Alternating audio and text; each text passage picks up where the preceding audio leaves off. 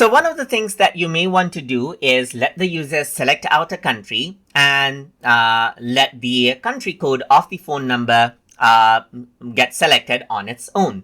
So for that, you can utilize something called the Phone Picker Widget.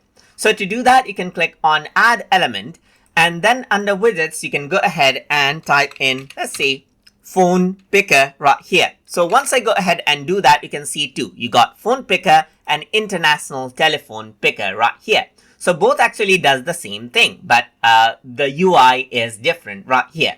So now I can add in a default country as well and choose the whole country name or the abbreviation. So let's say I'm going to choose whole country name.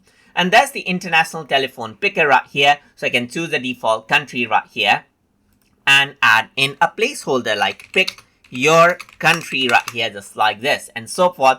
And that will be added in. Or I'm going to say phone number right here. That is going to be the default placeholder.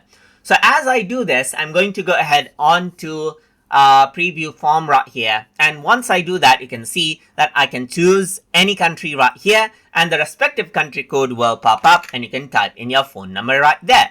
But this one right here is more visual right here with the flags displayed as well along with the country code. So you can select this out right here and then type in the phone number right here.